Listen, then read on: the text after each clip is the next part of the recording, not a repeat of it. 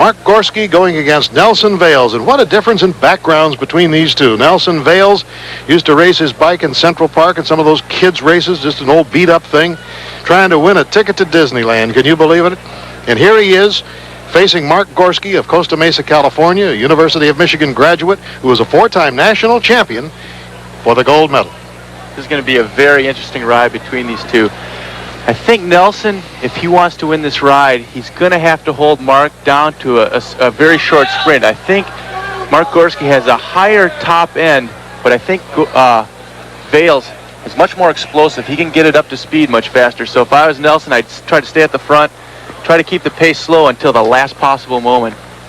Nelson Vails there with the skyline of New York imprinted on his safety helmet is on the inside. This is the best 2 out of 3. Now, when they draw for the position, the man who draws the pole must lead for the first lap at no slower than a walking pace.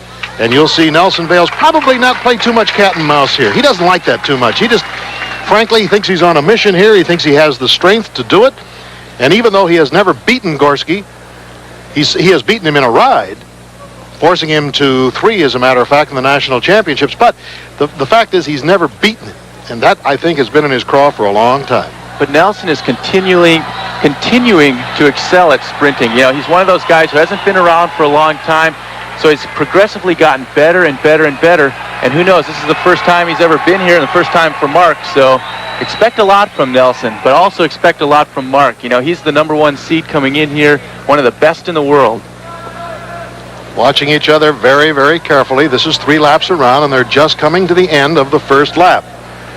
Once Nelson Vails crosses the line, the obligation of leading ceases, and that's when, for the last 2 laps, the strategy really takes place. Neither man wanting the other to break out too far.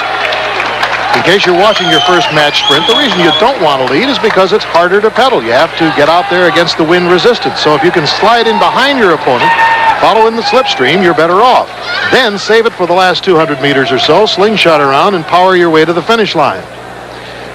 Both riders going pretty slow on that banking, and it's going to be critical that they don't clip that right pedal on the upside of the track, because if you do that, your back tire lifts off the ground, lose your traction, and down you go.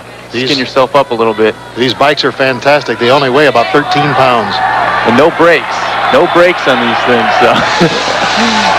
All right, here they come around with a lap and a half to go. Mark Gorski of the United States, a 4-time national champion. He was our leader in the Olympic trials, beating out Nelson Vails and beating him rather handily at Colorado Springs. Vails being able to get in here when the Eastern Bloc and the Russians decided not to come. It opened up 2 from each country instead of 1. And now, here's the man with the mission, up high, going on the outside. See Gorski holding him up near the track, trying to back him off, and now Gorski's going for it. Head down. This is it. This is the sprint. Now it's sheer power down the main straightaway. Gorski's in front. Here comes Vails. He's not going to have enough to do it, and Gorski wins it. Wins it rather easily. You can see Vails try to come around on the home stretch, but just didn't have it. Came out of the slipstream from behind. Mark in the pole lane here. That, by the way, is a track record that you'll see on the right-hand side of your picture. 10.49, a new track record here for the velodrome. And Gorski wins it by a bike length, but that doesn't give him the gold medal. He still has to win 1 more race. Nelson Vails isn't out of it, but he has to win 2 more races. That's only 0.17 of a second, by the way, off the world record time from 200 meters to the finish line. So Gorski certainly didn't succumb to any of the pressures. Everybody figured he would be the favorite, and indeed, he showed why he is the #1 match sprinter in the United States.